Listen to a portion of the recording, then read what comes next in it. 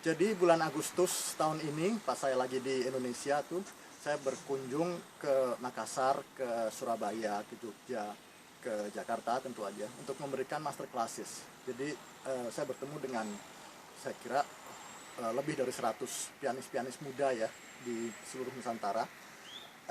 Mereka mainnya hebat-hebat dan saya sih terus terang kagum ya. Cuma ada fenomena dari beberapa mereka itu yang bikin saya bingung. Nah itu fenomenanya tuh begini. Jadi mereka datang duduk di piano itu dengan ibunya atau dengan ayahnya ya. Terus orang tuanya tuh bilang ke saya, so could you speak English to my son or to my daughter? And I said, of course, but he doesn't speak Indonesian. Terus orang tuanya bilang, no he doesn't. Oh, so he's not Indonesian? Yes, he is Indonesian. I'm the mother or the father. Terus, well, okay, he's Indonesian. Oh, but he doesn't live here. Yes, he lives here in Indonesia. Oh, and the family is not Indonesian? Yes, his family is Indonesian. Oh, he's not born. He wasn't born here. Yes, he was born here and he lives here. Jadi dia tinggal di Indonesia, orang tuanya Indonesia, orang Indonesia, semuanya Indonesia. Nah, terus saya tanya, why doesn't he speak Indonesian? Terus orang tuanya bilang, because we don't teach him Indonesian. And why? Yang pertama kali saya nggak berani tanya lagi karena saya udah bingung aja. Tapi kemudian setelah beberapa kali, beberapa orang gitu ya, begitu saya tanya, why don't you teach him Indonesian? Mereka bilang, because then he can speak English very well.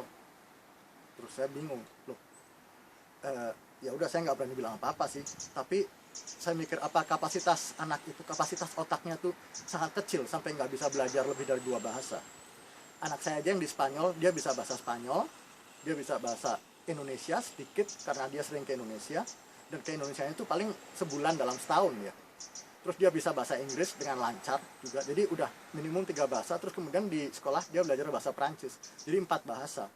Di Eropa sih itu fenomena yang umum ya, anak tuh bisa paling dikit 2 bahasa, terus kadang-kadang 3 atau 4. Karena anak saya tuh anak Indonesia ya, pasti dia bisa bahasa Indonesia juga, nggak lancar tapi bisa. Nah kalau itu orang-orang tua itu mikir apa anaknya itu sebodoh itu sampai hanya bisa 1 bahasa dan bukan bahasa ibunya tapi justru bahasa Inggris. Saya bingung deh, benar-benar bingung. Tapi anaknya tuh pinter, tapi kok cuma bisa 1 bahasa, yaitu bahasa asing gitu. Nah itu gimana nanti kalau dia keluar gitu, ngomong sama orang-orang, ngomong sama taksi misalnya. Terus ya saya abis itu kan tanya sama teman-teman saya yang lain. Terus teman-teman saya itu bilang, oh iya itu katanya biar keren.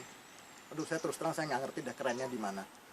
Anak yang nggak bisa bahasa ibunya, bahasa di mana dia tinggal, nggak bisa komunikasi, kerennya di mana? Terus terang saya nggak ngerti deh. Gagal paham saya. Itu aja.